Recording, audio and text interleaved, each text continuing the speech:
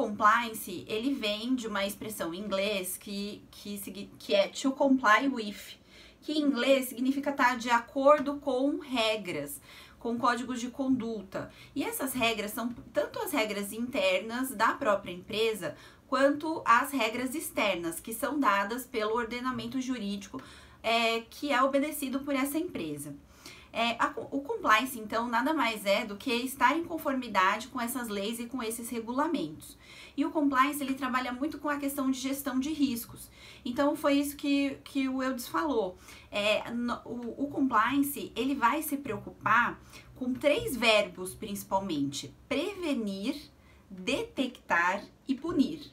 Então, ele vai prevenir aquelas situações de risco, e aí já trazendo para o compliance criminal, aquelas situações que podem gerar a prática de crimes dentro das empresas, principalmente do que a gente denomina de crimes de colarinho branco, decorrentes das atividades empresariais.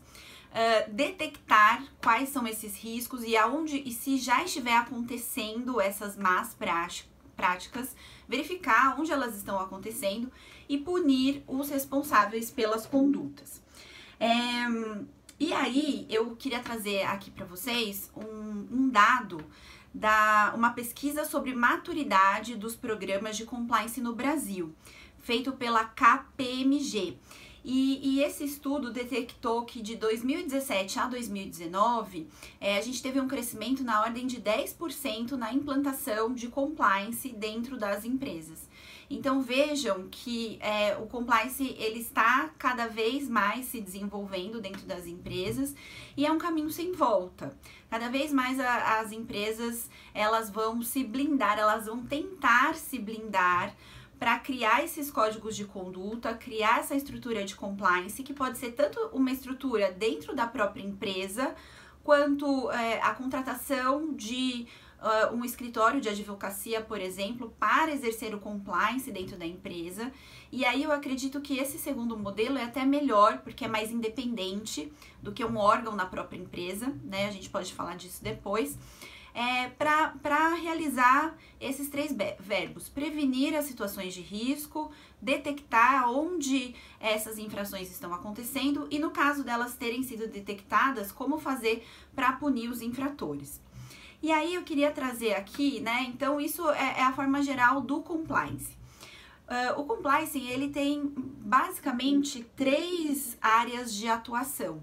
E isso eu tô trazendo, né, as informações da professora Lígia Maura Costa, que é coordenadora do FGV Ethics. E ela é uma referência dentro do compliance. Então, ela fala que são 3 áreas básicas. O aspecto dos direitos humanos e trabalhistas, o aspecto do direito ambiental, que é uma outra área, e uma terceira área, que são os aspectos socioeconômicos, que aí vai trazer tanto essa questão da transparência financeira, quanto a questão da corrupção. Então, o compliance criminal, ele tá dentro dessa terceira área. Por quê? Porque a gente tem que lembrar aqui que o compliance criminal, ele vai procurar crimes de corrupção, mas não necessariamente só isso. A gente tem que lembrar que dentro da estrutura corporativa, a gente pode praticar, os membros da organização, da empresa, eles podem praticar corrupção, sim, mas também podem praticar crimes contra a ordem tributária, sonegação fiscal, que é o que mais acontece, contra a ordem financeira, contra a ordem econômica, podem praticar crimes de gestão temerária, de gestão fraudulenta, de lavagem de capitais e assim por diante, né? Então, é um nicho, uma gama muito variada de crimes. Fala, Eudes. E além disso, penso eu que ainda tem reflexo na questão do direito ambiental, dos crimes ambientais, nas relações trabalhistas, pelos crimes que podem decorrer dessas relações. De trabalho. Então, ela tem uma amplitude gigante que precisa ser analisada por um profissional gabaritado, para que esse empresário se sinta efetivamente confortável em saber que tem ali um risco bem menor, se porventura ele ainda persistir, ou inexistência de risco, né? Risco zero é quase impossível, mas o que nós trabalhamos com assessoria qualificada, com assessoria com expertise nesse assunto, fazer com que o empresário se sinta confortável e ciente daquilo que ele está fazendo. Eu acho que essa é a grande questão, né, Lu? Exatamente. E aí, o compliance, quando o compliance é realizado fora da empresa, geralmente ele é feito por uma equipe de vários ramos do direito. Então, o compliance criminal é uma parte dentro do compliance que vai trazer aí também área civil, área administrativa, a questão da LGPD, que está super em voga, né, de implementação da LGPD dentro das empresas. Então, o compliance criminal ele vai ser um nicho dentro do compliance, mas um nicho extremamente importante. Por quê? Porque, como o Eudes disse, a área penal ela vai envolver todas as demais, porque todas as outras áreas, caso as leis trabalhistas não sejam devidamente cumpridas, caso as leis tributárias não sejam devidamente cumpridas, vai desembocar nos crimes. Então, nos crimes dentro da esfera do trabalho, dentro da esfera tributária, dentro da esfera fiscal administrativa enfim, né, assim por diante. E aí, eu vou só falar brevemente aqui o que seria, então, o tal do compliance criminal.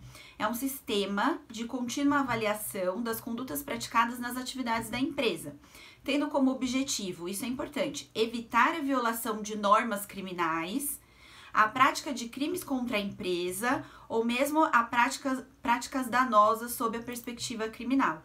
Essa definição é do Márcio Adriano Anselmo, que também é uma referência dentro de compliance criminal. Então, gente, como que o compliance criminal ele vai atuar? Primeiro, o compliance criminal, ele vai precisar conversar sempre com as outras áreas do compliance dentro dessa equipe composta por vários nichos diferentes do direito. Segundo lugar, o compliance criminal vai verificar quais são os pontos críticos ali das atividades daquela empresa. Então, se a empresa está maquiando dados tributários, se está maquiando o livro de contabilidade, se for uma empresa que tem uma relação muito próxima com o poder público, que participa de licitações, como que ela está lidando com essas licitações. O compliance criminal também, ele tem que ter canais de comunicação, canais de denúncia, para que as próprias pessoas de dentro da empresa possam denunciar irregularidades. Porque, assim, na maior parte das vezes, o que acontece? A empresa, quando você olha para a empresa, você não abre livro fiscal, você não abre conta, você não está no dia a dia da empresa, a empresa tá linda, a empresa tá ok, né? Parece que é tudo perfeito, parece que tá tudo caminhando devidamente. Mas quando você começa a... Informação mesmo por parte do empresário, né? Ele acha que a coisa tá fluindo de uma forma que não tem risco algum. Aí, de repente, se depara lá com os policiais, seja da fazendária do estado ou da Polícia Federal, e ele é surpreendido com uma notícia muito ruim, né, de vazão. Enfim, continua aí, minha amiga. Exatamente. Não, e isso é importantíssimo, Eudes, pelo seguinte, pela teoria do domínio do fato, que é uma teoria dentro do direito penal, criada pelo Welzel e aprimorada, muito aprimorada pelo Roxin, né, pelo Klaus Roxin, é possível que o dono da empresa, mesmo sem... é possível que o dono da empresa ele seja responsabilizado pela conduta dos seus subordinados. É claro que a decisão tem que ter partido dele, ou ele tem que ter mecanismo, ele tinha que ter dentro daquela esfera de atuação dele, como evitar a conduta. Mas assim, ainda que não seja o executor daquela atividade criminosa, ele pode responder como autor do fato, inclusive, não como simples partícipe. Então, assim, até para o dono da empresa, essa questão do compliance é muito importante. Sem sombra de dúvidas. E pegando o gancho, quando o Elô fala em conduta, nós temos que lembrar da ação e da omissão. Ele deixou de tomar as medidas que seriam pertinentes para que aquele fato não viesse a ocorrer e pode sim responder, né? A gente tem uma jurisprudência larga sobre isso. E às vezes a pessoa faz, e aí vem com aquele argumento, não sabia, né? Primeiro a gente não pode alegar o desconhecimento da norma, principalmente quando se trata de uma questão de infração penal, né, Elô? Exatamente. E assim, vamos lembrar aqui que às vezes as pessoas se confundem. A empresa, ela não vai responder criminalmente, a empresa ela não tem responsabilidade penal objetiva, a não ser pelos crimes no âmbito do direito ambiental, né, dentro do direito ambiental. Nesses outros crimes que nós estamos falando, a empresa não responde.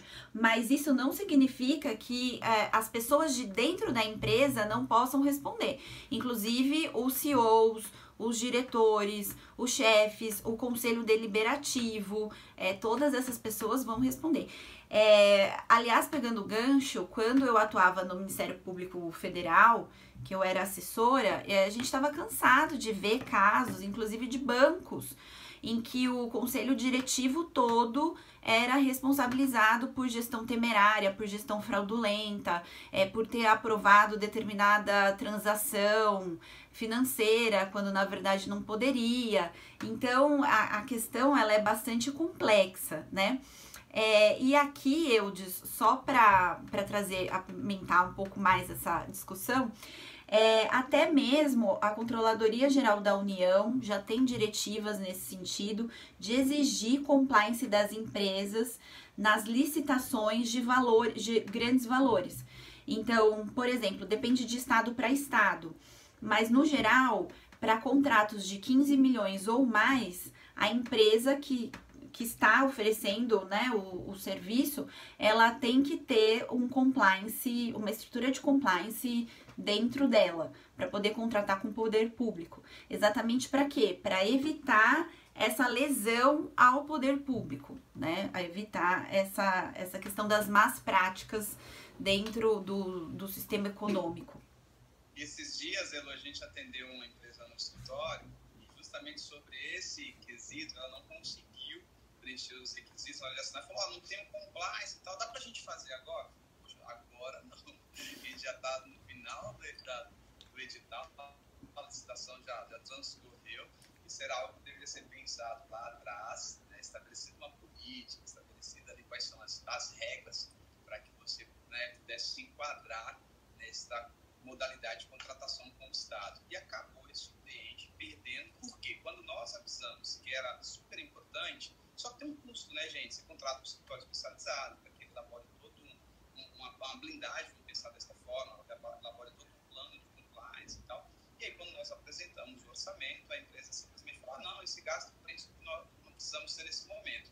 Eu falei, bem, esses são os riscos de não fazer, estas são as situações, dentre elas, essa situação que você mencionou, da inviabilidade de realizar um contrato com a administração pública.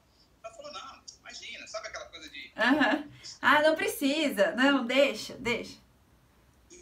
E aí o barato saiu caro, né? Porque aí a pessoa fala, poxa, bem que você falou. Aí a gente já está agora tramitando, fazendo todo o trâmite para que isso não ocorra em situações futuras. Mas veja bem, nós observamos que é um empresário, o empresário brasileiro não gosta de investir no advogado de forma preventiva, né? Ele não vê essa necessidade. Contudo, com a LGPD, que surgiu agora nessa nova vertente, nessa Lei Geral de Proteção de Dados, trazendo aí tantas inovações, penso que vai dar um impacto distinto e quem sabe eles consigam entender efetivamente a necessidade de compliance também criminal dentro da empresa. Que é inclusive para a empresa, né, você tem que ter um aporte inicial, um investimento inicial, mas inclusive para a empresa é muito mais lucrativo, porque você não vai trabalhar com dano lá para frente depois, você vai trabalhar com a prevenção.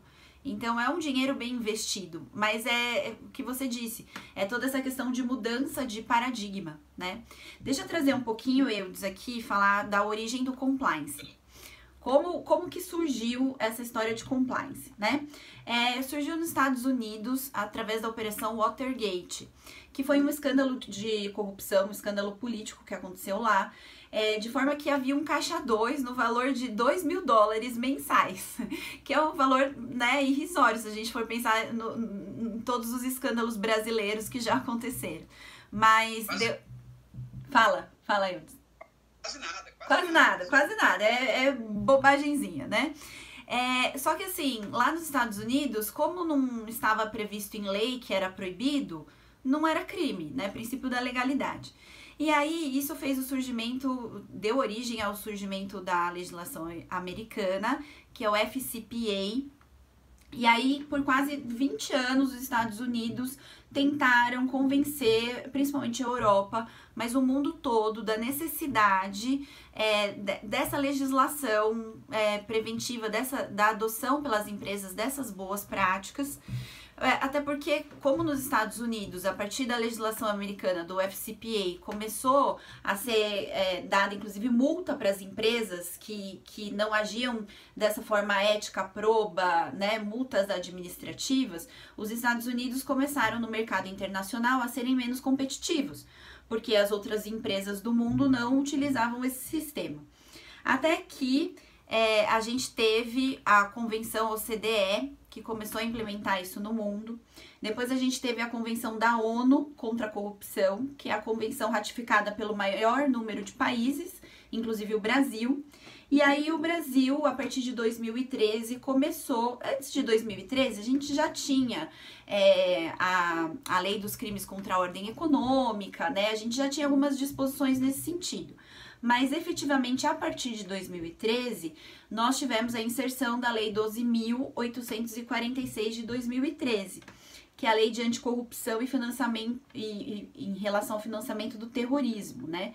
Que foi regulamentada pelo Decreto 8.420 de 2015, que no seu artigo 41 desse decreto fala do Programa de Integridade. Esse programa de integridade nada mais é do que o programa de compliance das empresas. E a coisa interessante é que essa lei, né, 12.846 de 2013, ela traz a responsabilidade objetiva das empresas, inclusive, né, nos âmbitos civil e administrativo, porque a responsabilidade penal objetiva não existe. Mas nos âmbitos civil e administrativo, ela trouxe essa responsabilidade objetiva e no seu artigo 7º, inciso 8, ela inclusive fala que aquelas empresas que já têm consolidado um programa de compliance, isso vai ser considerado como um fator positivo no momento do cálculo dessa multa e dessas penalidades. Então, principalmente a partir daí, as empresas começaram a ver a questão do compliance como uma boa, né, uma boa alternativa, principalmente aquelas que contratam com o poder público, porque cada vez mais o poder público está exigindo que a empresa tenha esse compliance estruturado, né? Não basta falar assim, separa um contador ali no cantinho da empresa, monta uma salinha para ele e coloca em cima, né, compliance. Não, é necessário que essa estrutura ela seja efetivamente consolidada na empresa, para que não seja mais um nome. Na verdade, gente, o que faz o compliance? Ele ataca um pouco a hipocrisia das empresas, porque todas as empresas dizem que cumprem as leis, né? Mas muitas vezes, dentro do dia a dia, a gente percebe que não. Então, o compliance, ele vai colocar lá o dedo na ferida, vai ver o que está sendo feito corretamente, o que não está, e com o sentido não de penalizar, não, mas com o sentido de organizar, com o sentido de prevenir, evitar que novas práticas assim aconteçam. Então, é bem interessante. Fala, Eudes. Não é mais faz de conta, a coisa tem que funcionar efetivamente, né? Exato. Esquece aquela vibe de achar que vai, vou fazer aqui um fake e vou passar. Não, a questão é tão mais embaixo, se me permite o trocadilho, que requer conhecimento muito específico, a elaboração de um plano de prevenção por intermédio de um compliance, não é uma coisa que se faz de um dia para a noite. Nós temos que entender todas as necessidades, os ramos de atividade do empresário, como funciona essa contabilidade, enfim, é todo um apanhado de documentos a serem analisados para que nós possamos pegar aquelas 3 vertentes que a EGO mencionou e dar um norte, falar, olha, isso está sendo realizado de forma vergonha, isso deve ser adotado, e daí por diante. Então, um trabalho que nós desenvolvemos é um médio ou longo prazo, a depender do tamanho da empresa, a depender do volume de negócios, e daí por diante. Mas a parte boa é possível, né? Que é possível. Exatamente. E assim, as pessoas geralmente elas têm uma impressão de que só empresa multinacional, transnacional, que precisa de compliance. Não. Então, o compliance, ele pode funcionar para... Só deixa se me permite, nós temos aqui uma indagação da IALI, acho que, se não me engano, diz o seguinte: existe aplicabilidade do compliance criminal nas microempresas e empresas de pequeno porte? Eu acho que vai ao encontro efetivamente com a... Exatamente. Então, assim, gente, o compliance, ele pode ser aplicado em relação a qualquer empresa. Tanto empresas fechadas quanto abertas, empresas públicas, empresas particulares. Tanto é que a gente tem toda essa regulamentação por parte da Controladoria Geral da União e dos estados e dos municípios nesse sentido. E independentemente do porte da empresa. É claro que quanto maior a empresa, quanto maior o fluxo de caixa, quanto mais diversificadas são as atividades da empresa, mais estruturado o compliance tem que ser. Mas isso não significa que uma microempresa ou uma empresa de pequeno porte não possa ter um programa de compliance, exatamente para que ela possa crescer de uma maneira saudável, né? E para que ela não tenha problemas no futuro. Então, isso é sempre muito importante. O trabalho de compliance é o que a gente diria assim, um trabalho consultivo. Então, as empresas, por exemplo, a empresa ela quer fazer uma transação financeira, ela precisa saber se isso vai gerar um crime de gestão temerária ou não. Ou a empresa ela quer participar de um programa de licitação, mas o edital de licitação exige determinados requisitos que para elas são meio estranhos. Aí ela quer saber o que ela pode fazer dentro desse edital para se adequar às normas.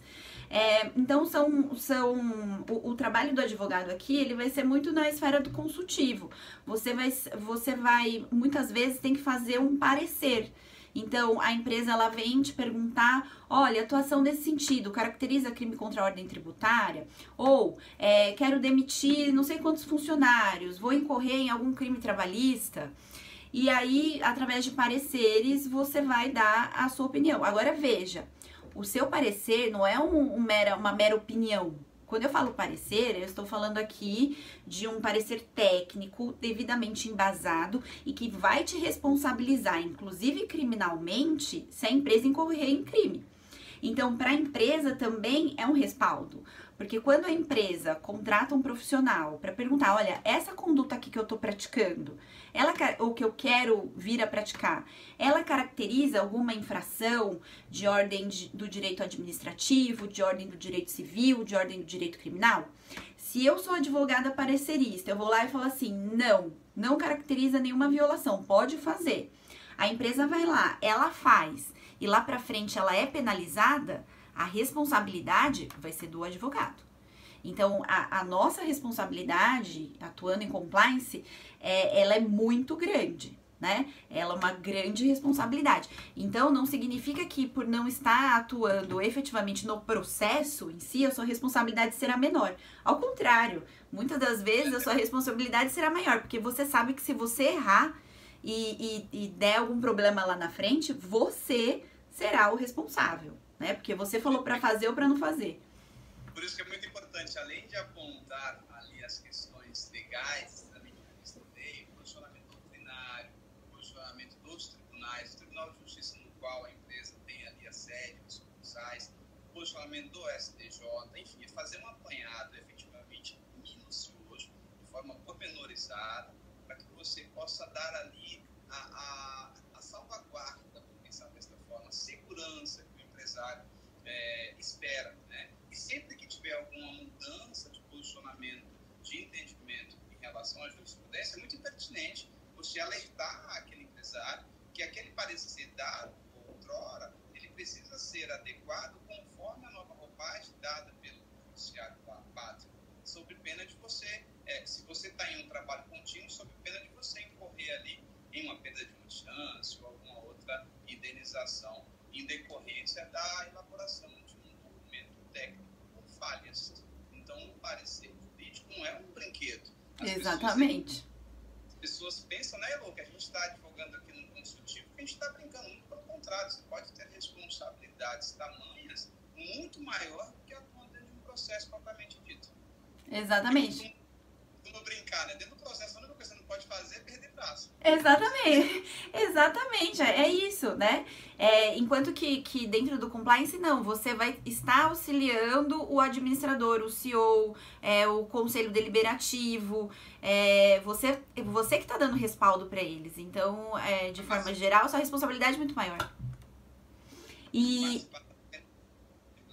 Para dar suporte ali para todas essas dúvidas que vão surgir. Então, por isso que a gente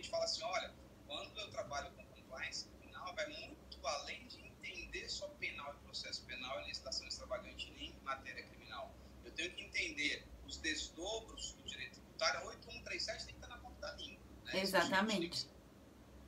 As questões administrativas, as questões de responsabilidade civil, e daí por diante. Por isso que é um advogado, aos meus olhos, mais completo. É o advogado que tem esse olhar para o empresário de forma a buscar mecanismos, buscar ferramentas que garantam que ele tenha ali o pleno exercício da sua atividade com segurança. Acho que essa é a grande, não tenho certeza, essa é a grande questão, né, quando nós trabalhamos de forma consultiva.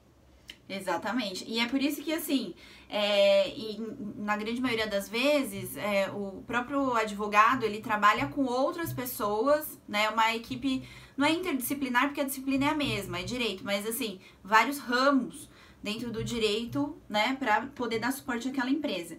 E uma outra coisa muito importante do compliance é a questão de orientar os funcionários e aquelas pessoas que trabalham dentro da organização. Porque, assim, o compliance, ele vai estar muito preocupado também de transmitir determinados valores e determinadas práticas saudáveis para a empresa. E você não consegue mudar a mentalidade das pessoas que ali trabalham, algumas pessoas que ali trabalham há muitos anos, do dia para a noite. Então, aí a importância das capacitações, de palestras, de incentivos de forma geral, de medidas efetivamente práticas que vai levar até essas pessoas, né, até os executores das tarefas, os valores éticos, o novo código de condutas adotado, a importância de observar essas práticas, o que pode acontecer com a empresa se aquilo não for observado, ou com o próprio funcionário se aquilo não for observado. Então, esse trabalho de capacitação também é muito importante. Isso é feito através de palestras, de cartilhas, da transparência interna da empresa, da conversa da empresa, de canais de denúncia, de irregularidades. Tudo isso é muito importante dentro da tarefa do compliance. Isso é muito comum, o pessoal que a professora Lu está falando, na questão, por exemplo, são diversas as possibilidades, mas são chamados crimes contra a dignidade sexual. Onde nós chamamos de assédio sexual, enfim, dentro ali de pessoas que trabalham no mesmo ambiente. Vamos pensar desta forma, criando aqui uma situação prática hipotética. Então, imagine a seguinte situação: olha, eu estou sendo assediado pelo meu chefe. Como eu devo denunciar? Quais são os canais? Então, tem que se criar, efetivamente, uma estrutura. Como vai ocorrer esta averiguação? Como vai ser o exercício do direito de defesa? Porque nós não vivemos em um estado de exceção, mesmo sendo um compliance, tem que garantir. Exatamente, sim. O direito que ele possa exercitar o seu direito de defesa. Então, entenda que assim, é uma engrenagem gigantesca, onde nós vamos atuar conjuntamente com os CEO, com os gerentes administrativos e principalmente com todos os colaboradores, de forma didática, informações, para que eles se sintam confortáveis em, se porventura se sentirem de alguma forma sendo assediados, terem ali a certeza de que vão realizar uma denúncia, e isso não vai acarretar o desligamento da empresa, por exemplo, que é o grande dilema. Olha, mas se eu denunciar o meu chefe, certamente ele vai usar o poder que tem, aquele velho dito, né? A corda quebra sempre do lado mais fraco, e aí acaba inibindo. Então, quando você cria esse mecanismo de prevenção, e como a Elô mencionou, vou voltar aqui, que a grande maioria das contratações públicas já exigem, e empresas sérias mundo afora, para fazer pactos com outras empresas, também já tem essa exigência que a empresa que ela vai pactuar tenha também um programa de compliance, para prevenir essas situações, para que isso venha a acabar, né? Nós não podemos, a gente reclama tanto do Estado, né? Então é como se nós estivéssemos cuidando da parte privada, vamos pensar assim. Exatamente. Inclusive, deixa eu contar um babado aqui. A WeWork, que é essa empresa de espaços para trabalho comunitário, né? Ela é do mundo todo, mas ela surgiu nos Estados Unidos. e ela corre o risco de ser, inclusive, fechada por conta de vários escândalos que aconteceram lá dentro, de jantares milionários, de várias pessoas da família trabalhando ali e recebendo salários indevidos por conta de não ter um compliance. Então, assim, aconteceram todos esses escândalos, os Estados Unidos começou a aplicar várias multas dentro do direito administrativo. Como eles não tinham uma área de compliance, essas multas ficaram muito altas e ela tá, inclusive, perigando de quebrar por conta de tudo isso. Então, isso acontece bastante, né, nos Estados Unidos. Aqui no Brasil está começando a acontecer. E é importante para a gente ver que o compliance, ele serve para qualquer tipo de empresa. Não é só para os órgãos públicos. Serve também para empresas privadas, para empresas fechadas. A WeWork é uma empresa fechada. Oi? Independente do tamanho da empresa. Independentemente do tamanho da empresa, exatamente, né? E aí, assim, quais são as empresas que necessitam de compliance? Então, eu quero saber ter uma empresa, eu quero saber se uma empresa precisa de compliance. Aí, tem algumas características aqui pra gente poder detectar, né? Aquela empresa que geralmente tem a ausência de orientações normativas, uma certa desorganização, um desalinhamento às legislações aplicáveis, falta de ferramentas preventivas adequadas, falta de procedimento mesmo. E quando eu digo de procedimento, não tô falando de procedimento dentro do processo penal, né? Tô falando do procedimento da empresa. Então, assim, eu recebo um documento que é confidencial. O que eu tenho que fazer com esse documento? Como que eu vou tratar esse documento? Eu sou uma empresa que tem um provedor que tem dados de uma série de clientes, esses dados não podem ser divulgados. O que eu tenho que fazer? Qual que é a proteção que eu tenho que ter dentro dessa rede de dados para que esses dados não sejam fornecidos para os meus próprios funcionários ou por pessoas que trabalham ali e têm acesso a esse sistema. E se caso esses dados vazem, como que eu vou fazer para rastrear quem vazou, para poder responsabilizar? Então, são questões muito pontuais. E é por isso que, quando a gente vai fazer compliance para determinada empresa, a gente precisa conhecer o mundo da empresa. Então, a primeira coisa é fazer reuniões com os dirigentes, reuniões com os funcionários, estudar o todo financeiro da empresa, para verificar como que ela funciona, para ver aí as possibilidades, os riscos, né? Detectar os riscos e, a partir dos riscos, desenvolver toda a questão do código de conduta, da capacitação dos funcionários, de elaborar esses novos valores, esses valores éticos e de efetivamente implementar dentro da empresa, para não ficar uma coisa para inglês ver, né? Para ficar uma coisa que efetivamente funcione, que faça parte do dia a dia da empresa. Quer falar alguma coisa, Eudes? Bem, deixa eu abrir aqui pra galera. Eu tava aqui fechadinho porque a Elo tá gravando também para jogar lá no YouTube no canal, né, Elo? Sim, tô. Nós vamos colocar lá no YouTube, então quem tiver interesse depois de ver, vai poder ver aí. Você vai deixar no IGTV? Também? Eu vou tentar, vou dizer o porquê. Hoje o Instagram tava um caos, eu tentei fazer a legenda lá na página da nossa foto, não consegui. Fiz até uma reclamação, tava com medo danado, qualquer coisa eu entro por uma outra conta, enfim. Oi, Diogão. Oi, Di, nosso colega de trabalho e amigo, querido amigo. Um abraço pra você. Se eu não conseguir, como a Elo tá gravando, depois a gente dá um jeito de subir aqui, enfim, joga também nos nossos canais do YouTube. Elo, poxa, quanta coisa bacana, né? Quanta coisa interessante que, para quem não está efetivamente no meio dessa advocacia especializada, acaba parecendo, compliance é besteira, isso não tem nada a ver, né? A advocacia criminal não é isso. Nós precisamos ter esse olhar. Eu costumo falar uma frase com muita frequência de um aluno que certa vez me perguntou, né? Ele falou assim: professor, o direito é a profissão do futuro? Aí eu falei assim: você imagina inexistindo conflitos? Aí ele olhou para mim e falou assim: não, acho que sempre que nós vivemos em sociedade, a existência de conflito ela é real.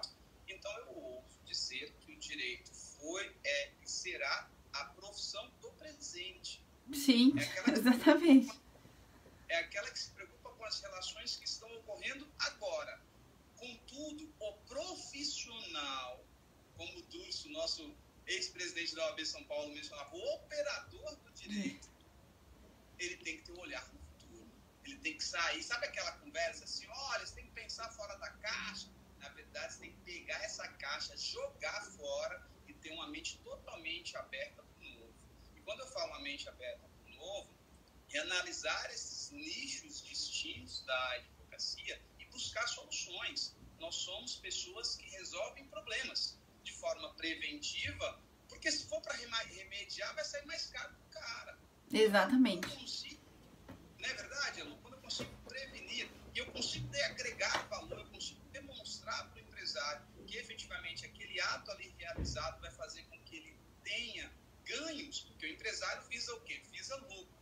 Né? Então, se eu digo para ele, olha, você vai ganhar efetivamente com isso, eu consigo demonstrar, certamente ele vai abraçar esta ideia. Então, nós temos um papel fundante aqui em demonstrar, primeiro, a importância desse instrumento para o empresário e depois elaborar todos os termos. Olha, a Juliana, advogada criminalista aqui em São Luís. Ai, que legal! Adoro advogados criminalistas. Ainda mais mulheres, né? Adoro. Ela fala o seguinte, compliance funciona como inibidor de más condutas. Também. Exatamente. Então, o compliance, ele vai ser inibidor de más condutas, mas ele também, ele vai, na verdade, ele vai prevenir, ele vai mapear essas más condutas, ele vai punir essas más condutas dentro da empresa, para que isso não chegue a ter que ser punido pelo Estado.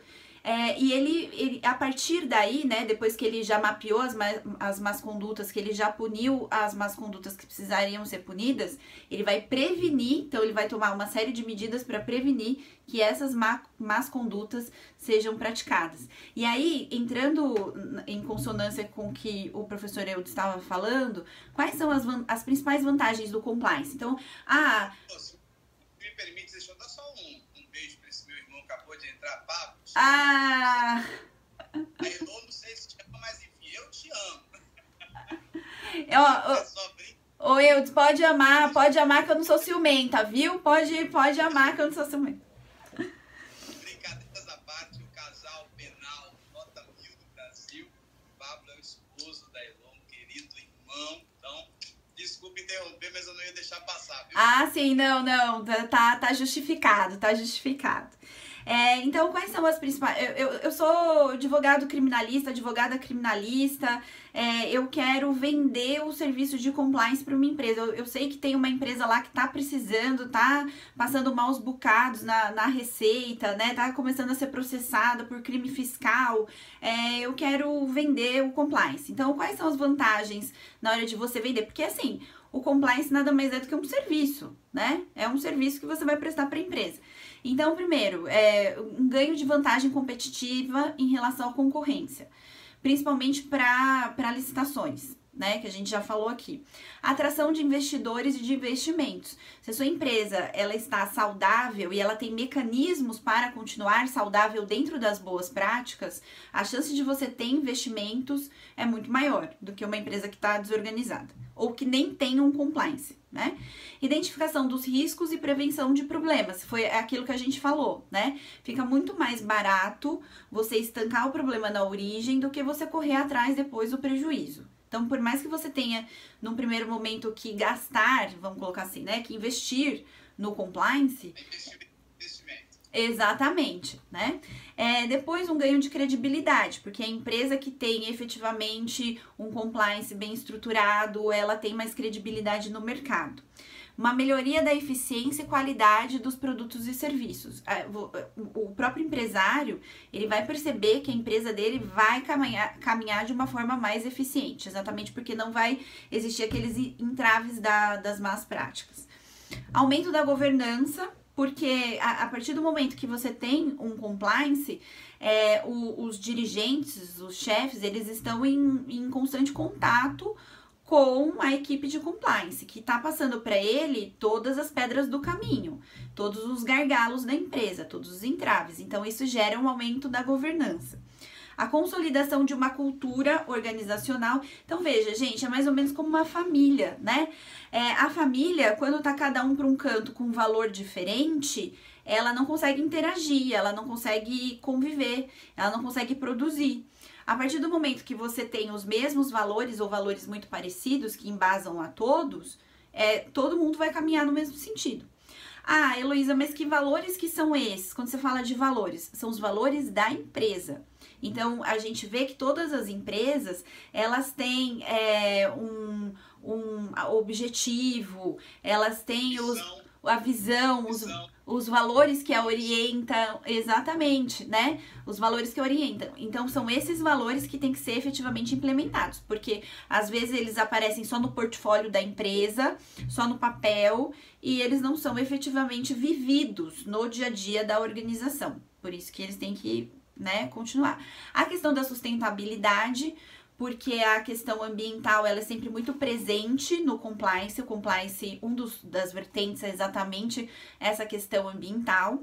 E a correção efetiva das não conformidades. Então, saber lidar, não é só detectar quem está violando norma, quem está violando regra, tanto da empresa quanto de fora da empresa. É você saber lidar com isso. Como que você vai lidar com isso para que aquela pessoa, se necessário, seja punida e para que aquilo não aconteça mais, né?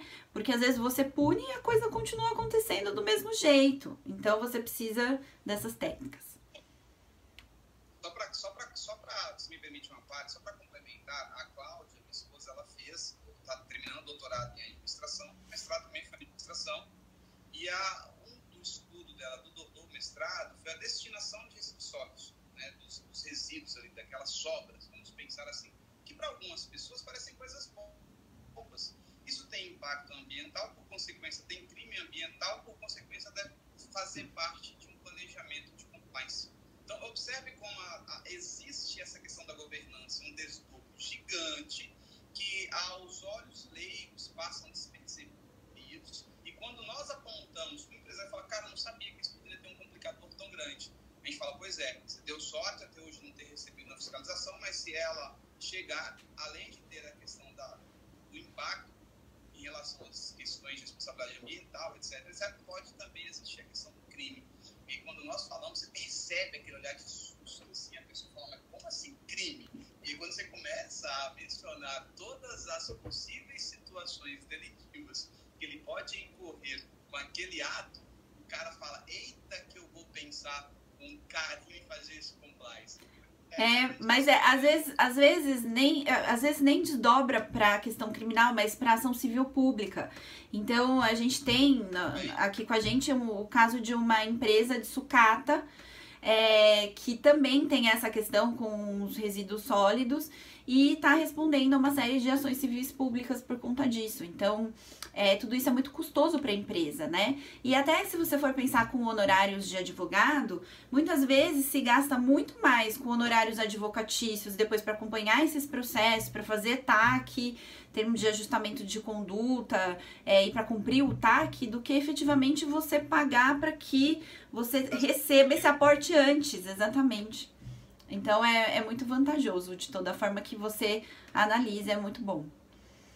Oi, Lu, aproveitando que eu já atrapalhei mesmo, tem aqui a Sabrina falou o seguinte, nossa, que assunto maravilhoso e extremamente necessário. Aqui em Parnaíba, eu atuo com licitações. Estava buscando um diferencial para oferecer aos clientes. Vou investir nesse nicho. Só de ouvir, eu já estou apaixonadíssima. Estou ansiosa para aprender mais. Bem, nós ficamos extremamente satisfeitos e eu penso que efetivamente o salário foi pago agora, né? Sim, exatamente. Porque esse é o objetivo. Esse é o objetivo, né? É trazer um pouco de informação para que as pessoas saibam disso e procurem implementar também. Então, isso pra gente já, nossa, já ganhamos a live, o dia, já. Exatamente. E aí, aquela coisa é sempre agregar valor ao seu trabalho. Se você não noticia as pessoas o que você faz, elas não vão chegar até você. Então, eu tenho batido muito numa tecla, que quando nós vamos sentar, principalmente com um empresário, nós temos que desenvolver a técnica da escutatória. Nós precisamos entender efetivamente quais são as demandas, quais são as necessidades. E uma pergunta que eu sempre faço, até engraçado, eu deixo o cara falar, ele fala, depois eu falo assim, o que você efetivamente quer? Aí ele olha, como assim? Eu falei, não, o que você quer? Você quer ter mais lucros? Você quer que a sua empresa renda mais, que ela produza mais? Aí eu começo a perguntar e vou dando elementos para que ele entrando no mundo dele. E aí eu falo, não, eu quero que seja reconhecida como referência. Eu falei, pronto, você chegou num ponto específico. Eu quero ganhar mais dinheiro de forma lícita, você chegou num ponto específico. E aí nós vamos incrementando dentro daquele diálogo, daquela conversa, essas ferramentas necessárias para que ele entenda a importância do compliance. Porque se eu chegar assim, eu vou vender o compliance, nada, certamente a pessoa não vai querer, porque não vai entender como sendo um investimento e sim como sendo um gasto. Então eu tenho que primeiro, olha que trabalho de persuasão, né, pessoal? Por isso que eu falo que a advocacia ela existe muito antes de pegar na caneta, né? Sim, sim. Persuadir o cliente que é importante e agrega valor para a empresa dele. Quando ele entende que até empresário busca, gente, eu falei isso aqui umas 3 vezes hoje, lucro. Então, quando eu demonstro para ele que ações de prevenção pode fazer com que ele tenha um sucesso maior naquilo que ele tem como objetivo, certamente estou mais próximo em fechar ali aquele pacto da advocacia de partido, não sei como é que você chama por aí. Não, muitas vezes, o que acontece? Você começa a atender um determinado cliente que incorre tanto em crimes. Então, crime contra a ordem tributária. Aí você atende ele uma vez, atende outra, você fala assim, poxa, mas você não quer implementar na sua empresa um compliance criminal, mesmo que seja especificamente para crimes contra a ordem tributária? Porque olha aqui o que você já gastou de honorários, olha aqui o que você já perdeu de dinheiro, tanto na fase administrativa, depois na fase criminal, judiciária, efetivamente. Não seria melhor estancar o problema na raiz? Então, assim, muitas das vezes o que os colegas criminalistas aí vão perceber é que você começa a atender um determinado cliente que é de uma determinada empresa, é empresário, tem tanto aquela demanda que chega uma hora que você fala assim, olha, mas você não quer um serviço preventivo? Porque vai ser melhor pra você, vai ser melhor pra sua empresa, vai ser melhor pra tudo, né? Então, às vezes, tem vezes que você vai chegar no cliente e vai falar assim, olha, eu tenho compliance em todas as áreas e funciona assim, assim, assado. Mas, geralmente, acontece assim, a pessoa começa a ter problema naquele sentido e ela vai tendo, você vai atendendo até que chega uma hora e você fala assim, olha, é muito menos custoso e melhor para você, para sua empresa, você ter um compliance aí nessa área porque você tá precisando, né? Então, acontece de tudo. É um nicho muito promissor, eu acho. Elô, vou abrir aqui a nossa caixinha de comentários para a Isa também mandou aqui muito interessante, palminhas pra gente. Então, pessoal que está aqui conosco, mande aí as dúvidas, enfim, para a gente poder fechar com chave de ouro, com a promessa, já prometo por mim, eu sei que ela vai aceitar de pronto, de nós continuarmos esse bate-papo na próxima live, porque certamente tem ainda muita coisa para a gente falar, gente que está na pontinha do iceberg, falando só um pouquinho. Exatamente, a gente está dando um panorama geral, gente, porque assunto aqui tem muita coisa mesmo. São as principais condutas delitivas que a gente pode, né, tentar inibir com o compliance. Ó, você vê, nem entramos na questão efetivamente do delito propriamente dito, né? Sim. Pensar dessa forma, né? Mas tem muita coisa bacana pra gente mencionar. Esses dias, Elo, enquanto o pessoal manda aí um oi pra gente, voltou, sempre tem aqueles memes que saem e tal, e esses dias eu vi reiteradamente em algumas páginas aqui no Instagram. O cara fala assim, doutor, se eu pegar 5 anos, eu vou te pagar R$2.000. Se a minha pena for de 3 anos, te pagarei R$7.000. Se eu pegar apenas 1 ano, te pagarei R$10.000. Aí o advogado fala, tá bom. Aí o advogado sai, volta e fala, olha, consegui 1 ano, os 10 mil, deu um trabalho danado porque eles queriam absolver você. Falando aqui muito por cima daquilo que de fato aconteceu na parábola, enfim.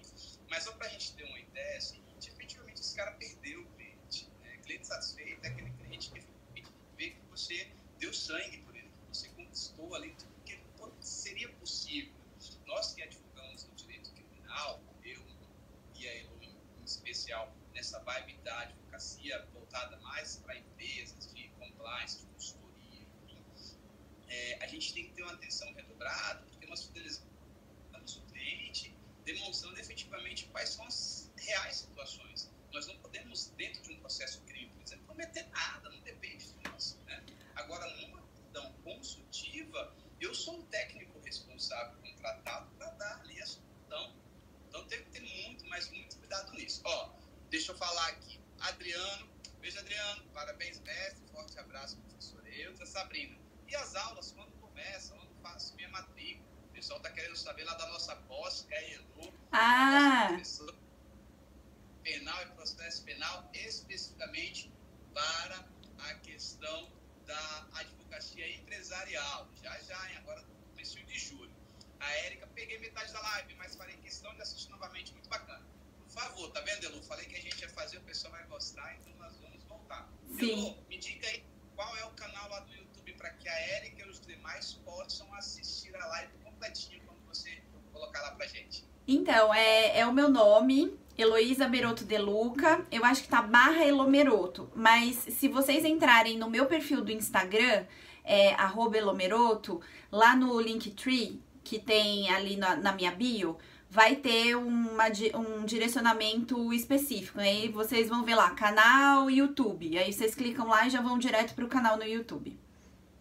Direitinho. E tem muita coisa bacana. Toda quarta-feira tá tendo uma live no teu Insta. Tá tendo Pena Live. A gente tá estudando teoria geral do crime. Tá super legal. Já tô começando a matar meus alunos.